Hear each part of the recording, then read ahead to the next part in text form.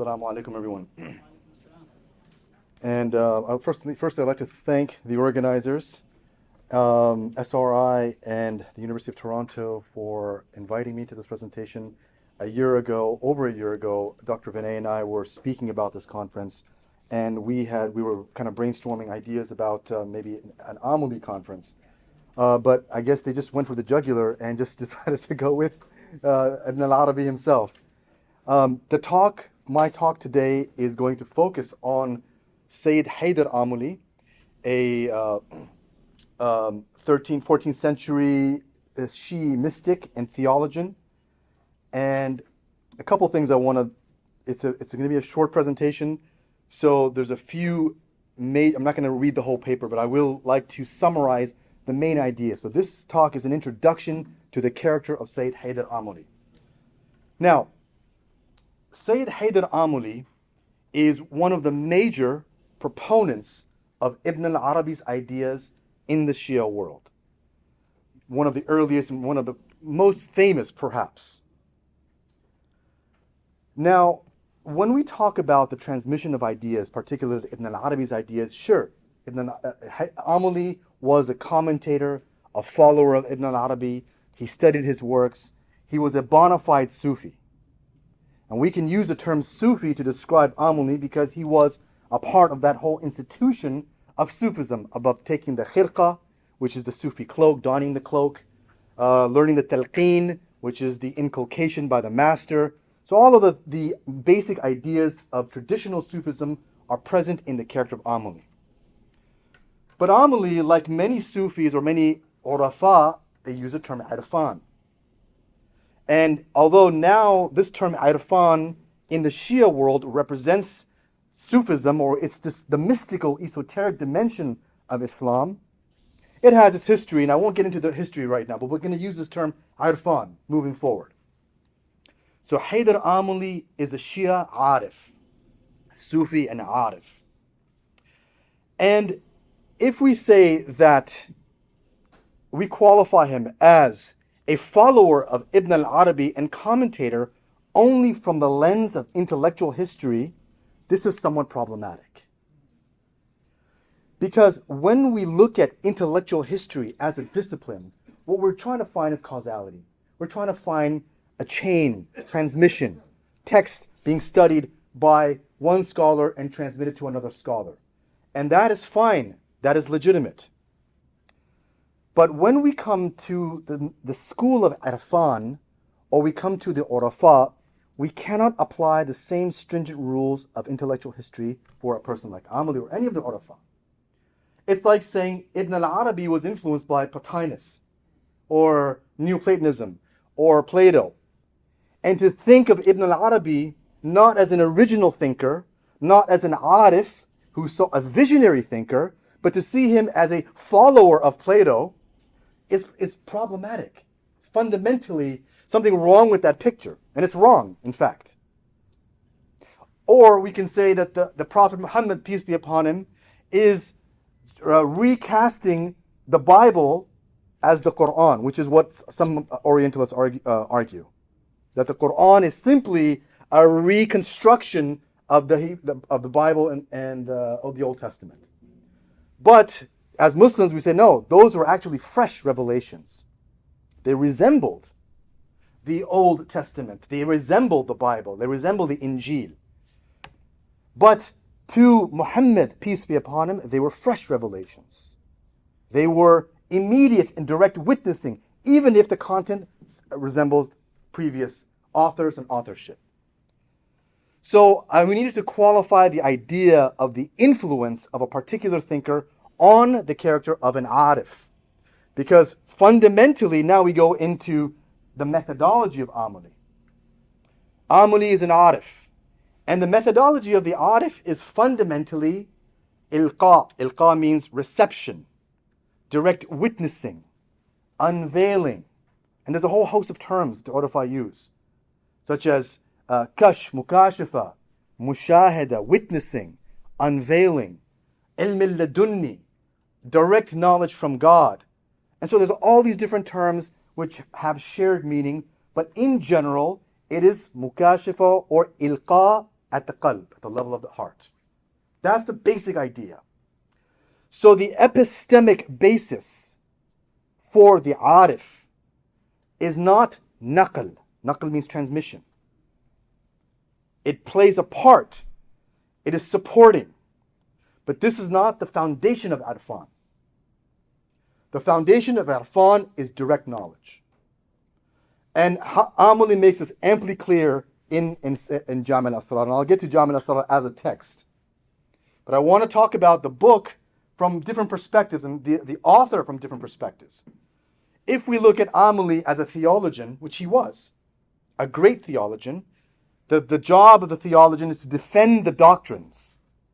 So he is using this text, Jami' al-Asrar, to defend the precepts of tashayyu, of classical Shi'ism.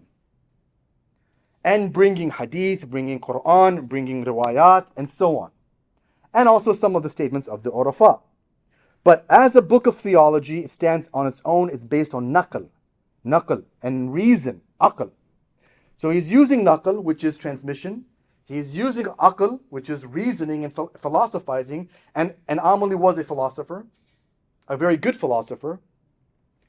But this is not the essence of the book, nor is it the essence of Amuli.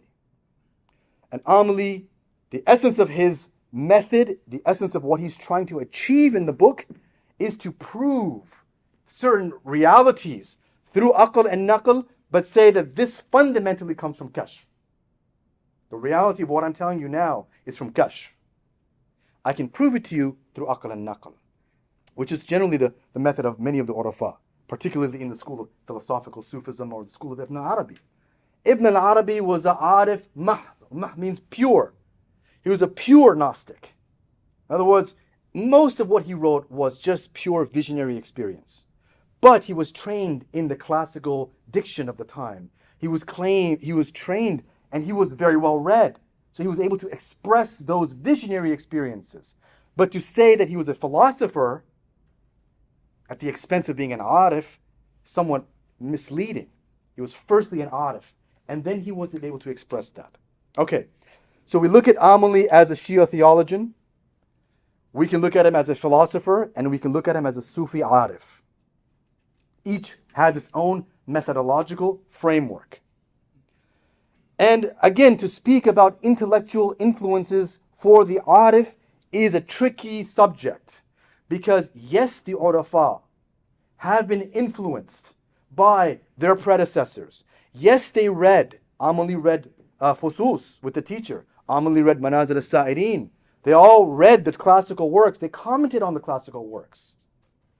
And so this distinction between the commentator, the follower, and the bona fide arif is so important because this distinction lends credibility or gives authority to the words of the author. Okay? There might be a basic statement. Say, Socrates says, know thyself. Self-knowledge. It's a dictum of Greek philosophy. The Prophet comes and he says, Man arafa nafsah faqad arafa rabbah. So on the authority of the Prophet, on the authority of prophecy, of that maqam, of the station of the Prophet, he's enlivened Socrates' words. Maybe those words were lost in history. Maybe people didn't take it so seriously. I mean, Socrates is a shakhsiyah, is a great figure. There could be somebody who is unknown, who says some truism, wisdom, and the arif comes and says the exact same thing. But because it came from the arif, on the authority of the arif, it has a different weight. And this is what's happening with the Quran. This is what's happening with Irfan. This is what's happening with the awliya and hukama, is that they are tapping into a higher source. Okay, so now this is where we derive authority in Irfan. Because those visions bring about new knowledge.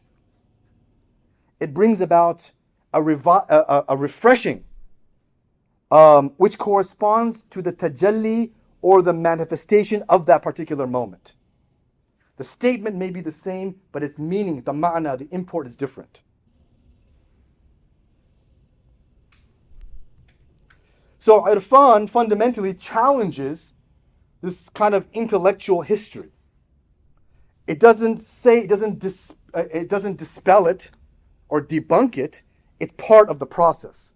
But Irfan as a discipline is to learn from God directly. That's why it's ilm al-ladunni. It's from God. It's received by God. And then you can confirm it by the statements of the urafa, by aql, by naql. And that naql means transmission, which includes Quran and Hadith. So, what is this text, Jami' al-Asrar?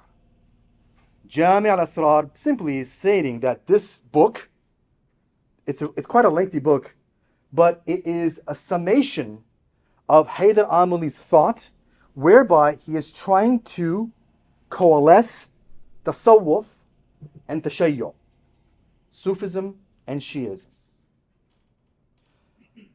And particularly the Sufism of Ibn Arabi, who he considers to be Shaykh al-Akbar, the greatest of the shuyukh, and so on. And his basic thesis is to say that the reality of Sufism is identical to the reality of Shi'ism. And the true Shia is a Sufi, and the true Sufi is a Shia. That seems easy enough. But there's a problem here. The problem has to do with a couple things. It has to do with sources. Namely, the Shia take from the Imams as their point of reference, whereas the Sufis take from the Shuyukh. And so, over time, there's been two different trajectories. Both exceed or accept spiritual knowledge. Both accept the authority of the spiritual master.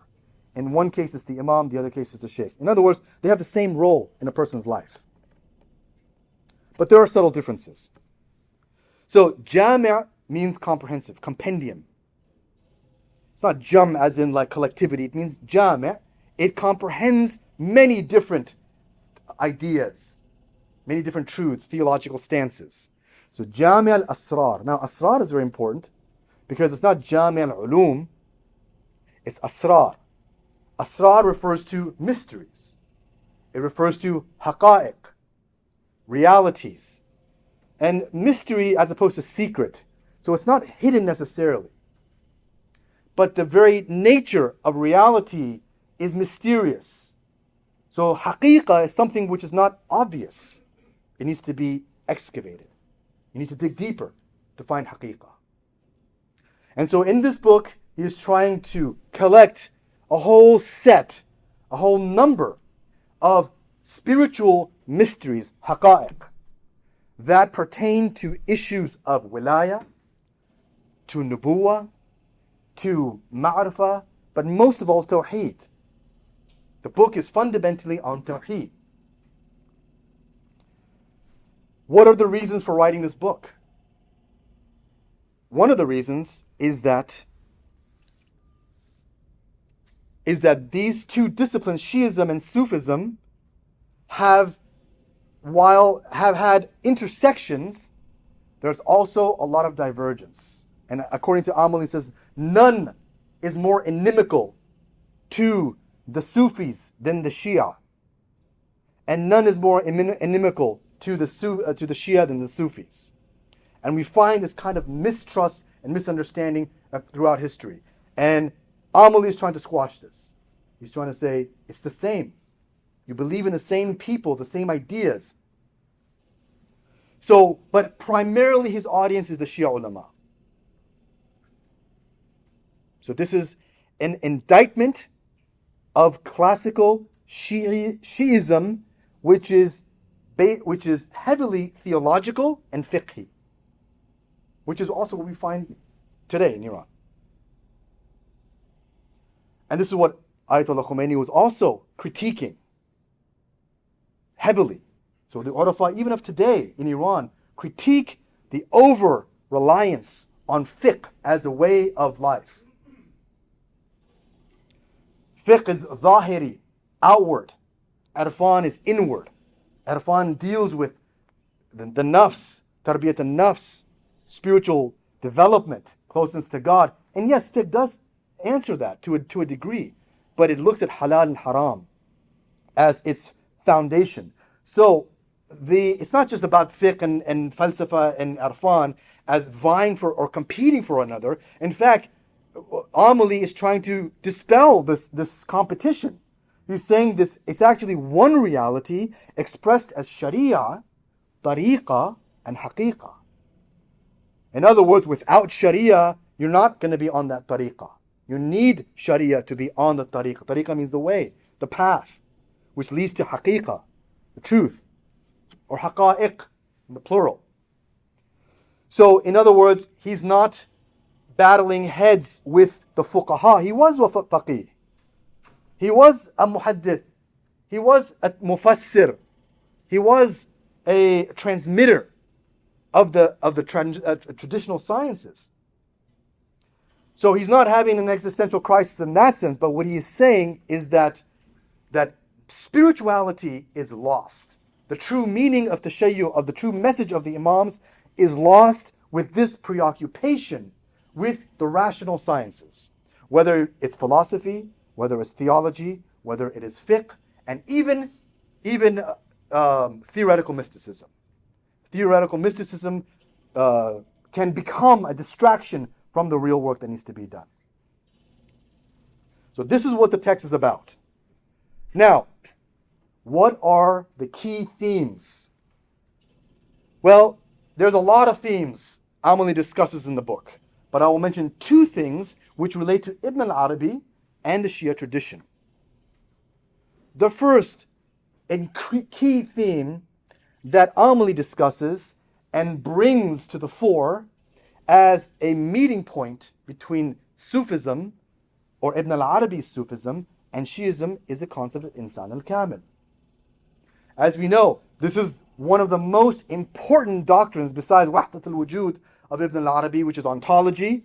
And Amali speaks extensively about ontology, this Wahdat al-Wujud, which is a major principle that he's outlining in this book and the Risal al-Naqd al-Nuqud. So, Tawheed of Ibn Arabi, he's saying this is the same Tawheed which has been prescribed by the Imams and the Prophets and the Imams in the Quran. Ibn Arabi is really just a commentator of the teachings of the Imams. This is his view. Ibn Arabi is just a student or an extrapolator of those teachings. So he's an apologist for Ibn Arabi. He's saying, no, he's not, he's trying to dispel the heresy that surrounded his ideas. So he's an apologist for Ibn Arabi, and he's saying that this is exactly the teachings of the Imams. Look at Nahj al-Balagha, look at the sermons of Imam Ali. All the different theological points that you can extrapolate. Okay, so that's Tawheed. Now, Insan al-Kamil is key. Because here we see a real overlap between Ibn Arabi's ideas and the concept of Imamate. Because the Imam is the Insan al-Kamil. The Imam is the continuation of the other Insan, the Kummal, which are the prophets. And the Insan al-Kamil, if you want to look at Insan al-Kamil in Shi'i literature or Shi'i sources, you simply have to look at Khutbat al-Bayan or Khutbat al-Iftikhariyya, as it's called.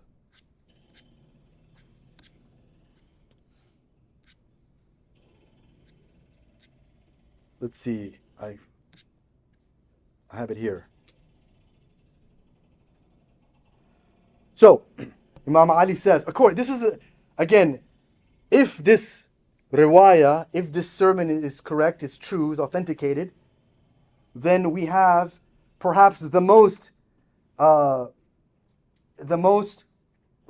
richest description of Insan al-Kamil straight from the mouth of Imam Ali. He says, I am the brother of the messenger of God and the heir to his knowledge. So now he's talking about Wuratha. he's the heir to the Prophet. The heir is the inheritor of his message, the inheritor of his knowledge, the treasury of his wisdom, and the companion of his secret. There is not a letter revealed by God in any of his books whose intention does not point towards me. He has vouchsafed unto me the knowledge of what was from eternity and what will happen to the day of resurrection. So Imam Ali has the knowledge, the wali has this knowledge. I have been given 1,000 keys to 1,000 doors. The knowledge of the destinies of all things has been granted unto me. And then he goes on, he says, I am the dot under the ba of the Bismillah. I am the responsibility of God, which I am the pen, I am the guarded tablet, al-qalam wal-law. I am all of these things. Because insan al-kamil in the doctrine of Ibn Arabi is the khulasa, is the mujmal, is the summation of the universe. Insan, the haqiq of insan, the reality of insan, is the nuskhat al-haq, the copy, the replica of God. And so this replica is found in the figure of the Prophet or the Imam. And the Imam were the saints par excellence. The Imam were the perfected, the kummal among the awliya. So they're really not, they're kind of saying the same thing. Whether they're mentioning it by name or not, that's another matter.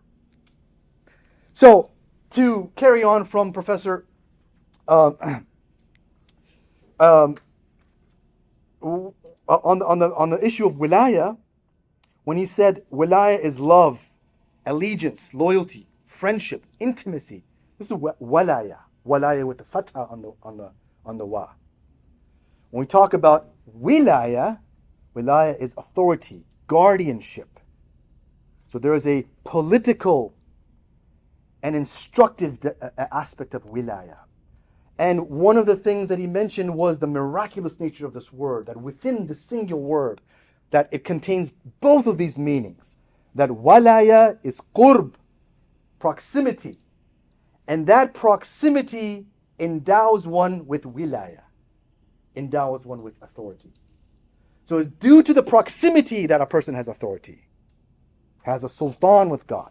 So within this word is contained both meanings, as if we are reading the statement of Imam Ja'far al-Sadiq. It says, Al-ubudiyyah jawharatun kunhuha al-rububiyyah.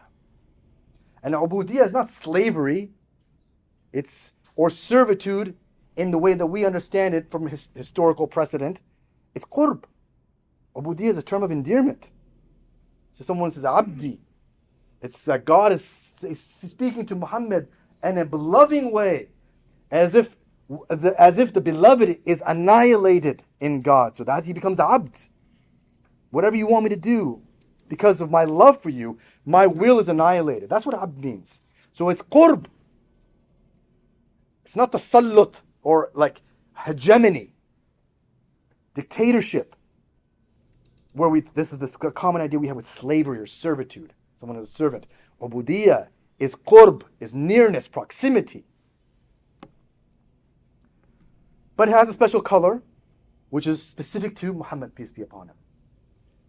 And so he says, Ubudiyyah, this proximity, its inner aspect, its johara, it's an essence whose reality, whose innermost reality is lordship. So here, this is wilaya with the kasra. The first is walaya, ubudiyyah is walaya, and the second is wilaya. So rububiyyah is, Arab is what? Master. One who organizes. One who administers. One who controls. The rububiyyah, Rab is a responsibility. And of course, as mentioned earlier, wilaya is the point, the nuqta, which Kashani talks about in his sharh.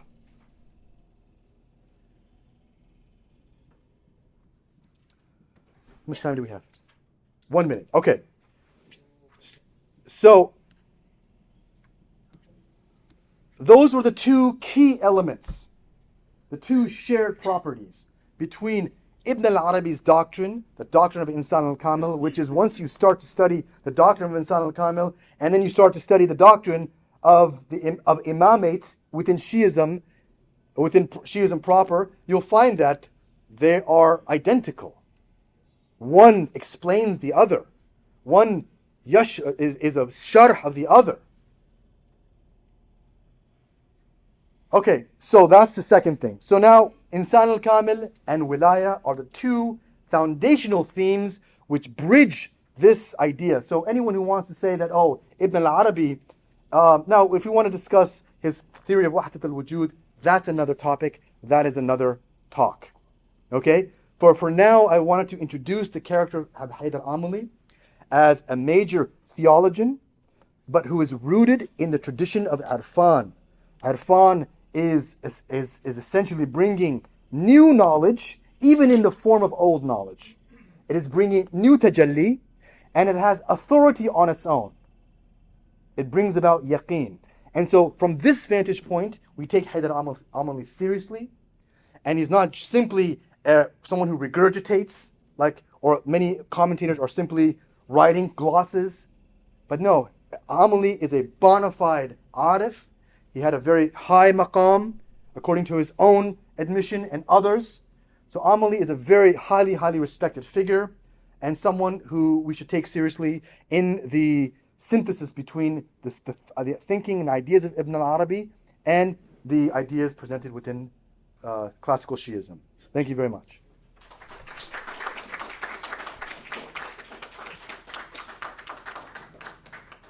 Okay, so the floor is now open to questions. Jazakallah khair for your talk. I feel like I just heard a khutbah. So I'm sorry, I'm going to ask a question which I know isn't exactly the focus of your talk, and I'm just coming from as an outsider. So if there's such a isomorphism between Insan Kamil and Imama, and then earlier today there was a quote, I think by Professor Zargar, about how Ibn Arabi said something like, oh, the Imam should just come to me or something then do you think there's a reason Ibn Arabi didn't recognize that? I feel like because he wasn't Shia, so what I'm trying to understand is, what do you think, from Ibn Arabi's perspective, what do you think that he saw a distinction between those two concepts? Does that make sense? But maybe you don't. Between two concepts between? Insani Kamil and Imama. I know that's not. The whole categorization between Shi'ism and Sufism is kind of a false category, particularly when we're speaking of the Urafa. The Urafa are dealing with haqa'iq, with realities. They don't care what you call electricity, right? They don't care what name you give it. They don't care what name you give a thing. You want to call it Shi'ism, call it Shi'ism. You want to call it Sunnism, fine. It doesn't make a difference. And so, even within the whole idea of Ibn Arabi talks about, I have no religion. My religion is love, or whatever, this Urafa, they talk about these kind of things. They are not disavowing Islam proper in the more standard sense, but they're saying that I don't care about names and divisions. What I want is realities. And if Shi'ism means the love of Ahl al-Bayt, the family of the Prophet, if that's what it means, sure, he's a Shia. Not in the classical sense. I'm very careful about, saying that. He's historically a Sunni and follows Sunni fiqh. But again, those are all arbitrary distinctions, because fiqh is God's law. It's not Sunni fiqh or Shia fiqh. Not even the Imam's fiqh. It's God's law. Fiqh is God's law. Whatever is God's law. And sometimes an arif might know something from the ghaib, from the unseen, which contravenes both Sharia of Muhammad and Sharia of his predecessors, like the case of Khidr and Musa. Khidr went against the Sharia of Musa, and Musa was mutashari. He was the prophet of the time. And so he went against the customary Sharia on the hukm of Allah. So he's an arif, he's a wali, he brings a hukm which goes against the Sharia of Musa. Right? It's not anybody, it's Musa. And so He's dealing with haqiqah. This is the haqiqah that I've been given. Your sharia is with you. It's for this, the norm. This is the exception. So the arif is not going to be dealing with these names except nominally, except customarily, but at the end of the day, they want realities. They want haqiqah, actuality, nafs al-amr. Yeah, so regarding reality, you made a remark.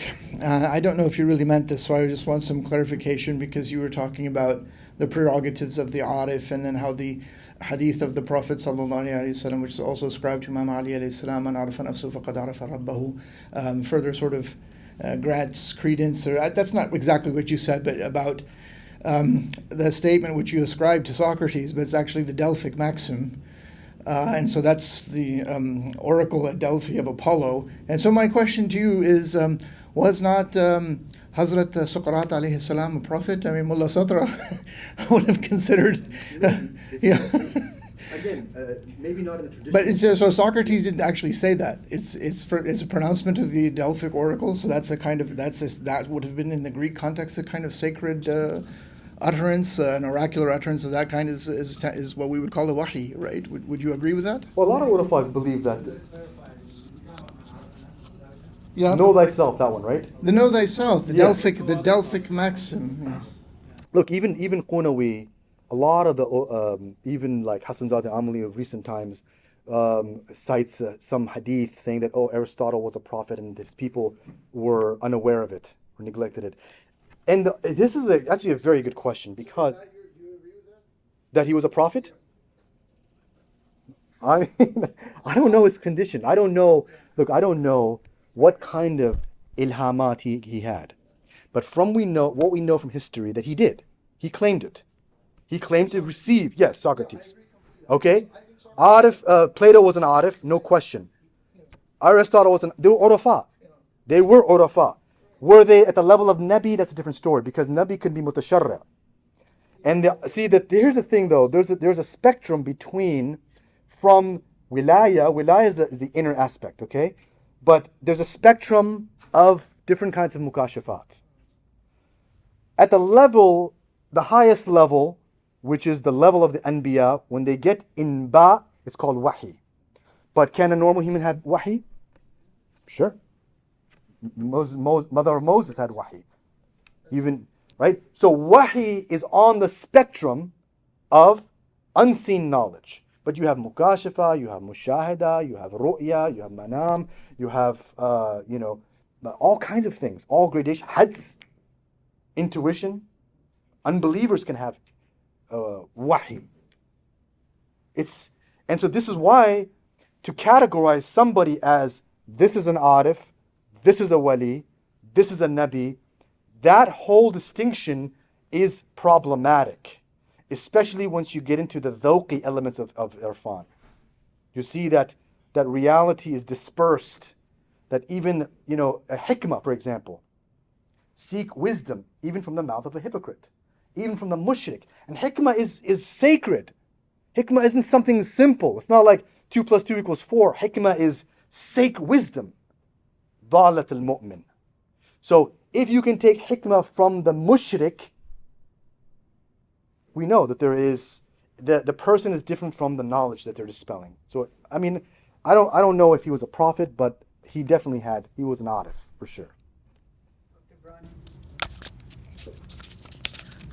Dr. Ali, that was a fantastic presentation. I really enjoyed it, and like many of the others, it's showing the permeability between these walls of Shi'ism and Sufism. So I have one question.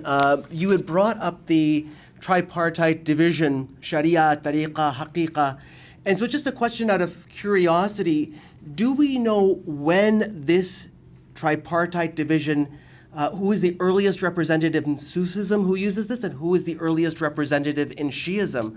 Was Sayyid Haydar Amuli the first representative in Shi'ism to use this? I don't believe so, and I don't know if there's some good intellectual historians around who might know this. When was that first used? I mean, he attributes it to the Prophet to the hadith of the Prophet, yes. Right? It's always in the hadith. We don't know if that hadith is authentic and sahih, what have you. And again, this whole idea of whether or not hadith are sahih is questionable, because urafa are looking for the ma'na. Even if the sanad is weak, how many hadith can you throw away because they're weak hadith? But they're strong in ma'na. Okay, but anyway, I'm going on a tangent. Historically, I don't know. في غزالي has it in كيمياء سعادت این سنة شمس تبریزی has it clearly like this division that you just mentioned شریعت طریقت حقیقت and So we're finding this in these places sort of the beginning of the 13th century. Do we see it before then? 12th, 13th Christian century? I don't know. It's just not systematically spelled out. But you can see the logic of it there, present, from the earliest articulations. Rasul, Abu Talib al-Makki, Abu Sa'id al-Kharraz, Sarraj. You just have to... But it's a gradation though. As a gradation, it's clear they're talking about Haqqaiq as sort of the summit. Knowledge of Haqqaiq as the summit. Yeah. So it's not systematically articulated in the way that maybe later thinkers did, but it's very clear that the seeds of it are there, and the only way, but the later thinkers gave it a more systematic form. Yeah. And in that early tradition, they themselves are just drawing from the Hadith, from the Quran. So it's actually a logic in the message of the Quran itself that can be drawn out as well. Yeah. Very good. Thank you. Okay, yeah, yes, say the reason next, yeah. The title of Sanwai's work. Yes, that's precisely what I... حديقة الحديقة والشريعة الطريقة. So it's there. It's there. Yeah. But the question, I guess my question is that when do we see it becoming this hierarchy of three? Are these the earliest examples? Because these are all quite late. It's a good question. I don't have an answer for that. Yeah. Dr. Mukhtar Ali, thank you for the presentation. You actually opened up more and more questions. we really need to have a longer discussion on this issue. I'll give you one more. I hope it's okay. I don't want to burden you with questions here. When we talk about kashf and mushahada, the question that I would have is that what is the hujjiyat of that on other than Arif himself? An Arif who was able to experience kashf and mushahida, that is only for himself. When it comes to others, is there any hujjiyat on that unless he is able to support with the naql or aql? Well, here's the thing. I mean, this is a good question. It's an ishkal, which is always raised in the aspect of the epistemological basis of irfan. But we might be able to extend that to say, what is the hujjiyah of the Rasul? Because the Quran is pure kashf. It's all mukashafat of the Rasul. And so the Prophet, the hujjiyah of the Quran is based on what? Naql? Something else? What is the hujjiyah of the Quran based on? If we're saying the Quran is the endpoint of the Arif, he has to go back to that's the hujjiyah. What's the hujjiyah of the Quran? Except the person of the Prophet. Except his person.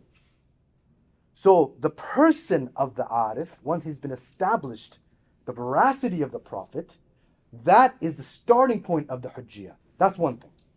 The second element of hujjiyah is that does it corroborate with reality?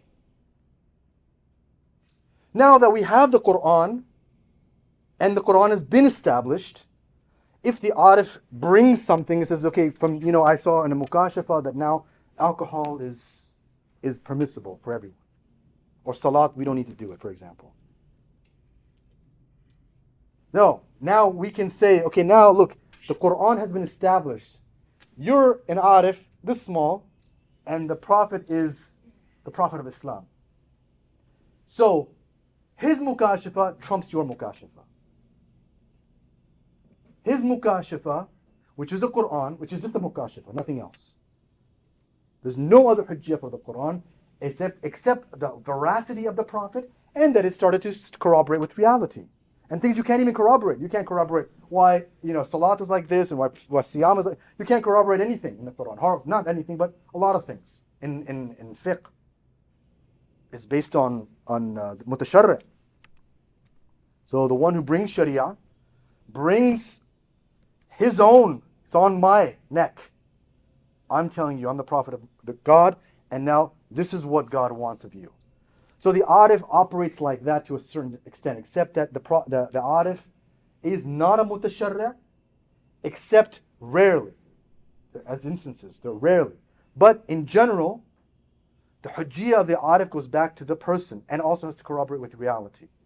Now there's a counter argument again against in fiqh, the hujjiyah is aql, but is aql a sound criteria in the face of naql? Because sometimes you need aql and naql in the derivation of law. But anyway, I don't want to get into the counter argument. This is the basic argument. Yeah. I'll just end with one. I have a problem in considering the mukashif of an arif with the wahi coming in the Prophet on the same level. No, I'm not saying that. I'm not saying it's at the same level. But the same arguments can be made. Thank you very much for the wonderful presentation. A question about Haida Amuli's sources. Sohrawardi, Maktul, is he in there at all? Have you found him? I think he's there. Not much. Because if he's there, then the whole question of prophethood of Socrates and of the pre-Islamic Iranian sages is solved. Because according to Sohrawardi, they're all representatives of prophethood. This was his great radical contribution, probably one of the things that got him sort of offed in Aleppo, in that dismal day, by Saladin. But his theory was that wisdom, as Kindi prophesied in the 8th century,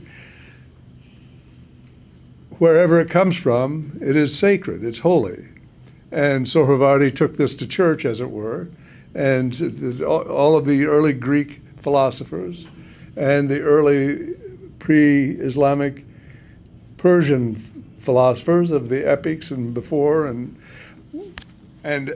by extension, because in the Quran it says there's no community that has been without a prophet, right, without a divine messenger, then all of these people, even if it looks like what we're calling philosophy, what they're speaking, is in reality of the same density, quality as prophecy.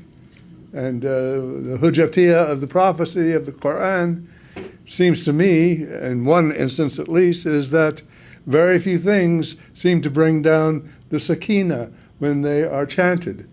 And I think that's a rather compelling hujjiyah,